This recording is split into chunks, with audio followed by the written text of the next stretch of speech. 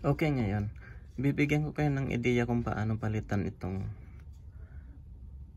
Bank 1 Sensor 1. Ang Bank 1 Sensor 1 ay nasa taas ng exhaust. Ito yung exhaust, sa taas siya. Tapos ang sensor 2 is Bank 1 Sensor 2 is nandito siya sa gitna. So tandaan nyo ha, nasa taas ang Bank 1 Sensor 1 and Bank 2 Sensor 2. So lagi nyong tatandaan, ang Bank 1 Sensor 1 ay nasa passenger side at ang Bank 2 Sensor 2 is nandun sa driver side. So para hindi kayo makalimot, Bank 1 sa taas. So kasi ang mga bagong bagong mga sasakyan ngayon ay mayroon na siyang 4 na sensor. So Bank 1 Sensor 1 and Bank 1 Sensor 2. So Bank 2 Sensor 1 and Bank 2 Sensor 2. So para hindi kayo makalimot, lagi nyong tandaan yon. Sa passenger side ang Bank 1 Sensor 1. At isa pa, ang Bank 1 Sensor 1 ay laging nasa cylinder 1. So yun ang pinakamadaling cylinder 1. Kung saan ang cylinder 1, iyon ang Bank 1. So ipapakita ko sa inyo kung paano ang nito, ang proseso. So ayan, pag nakaharap sa inyo ang makina, so sa left side ang Bank 1. So ibig sabihin yung Bank 1 Sensor 1 ay nasa passenger side. At ito, bumili na tayo ng pamalit. Kaya siguraduhin nyo na talagang yun ang sira kasi medyo mahal ito. Ito ay nagkakahalaga ng $250. So equivalent to nasa 10,000 mahigit sa Pilipinas. Kaya make it sure na yun ang sira.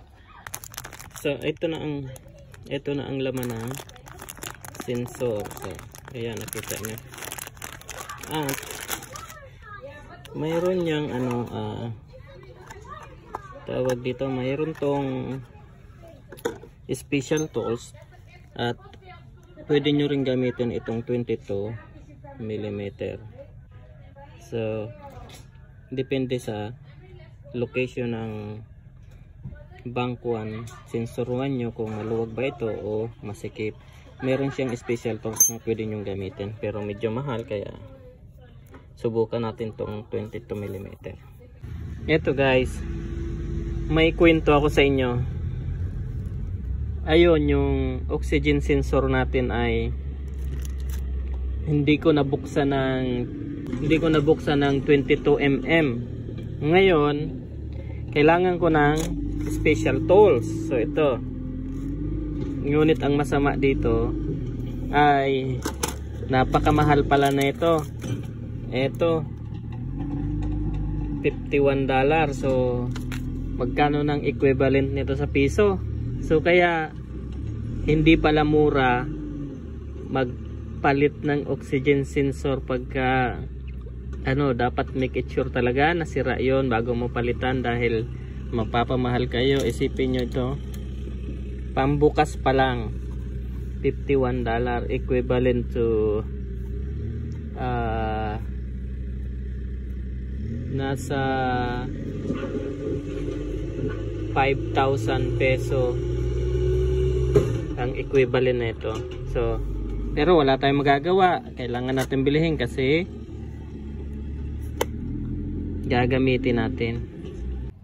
Okay, ang hirap dito tanggalin, no? Wala kang ibang way kundi dito ka talaga dito mo talaga papadaanin. Yan, kung nakikita nyo, ang hirap kasi ito. Dito, yun. Diyan yung connection niya. Oh. So, ayan. May clip yan, kaya pwede mong pindutin lang para matanggal.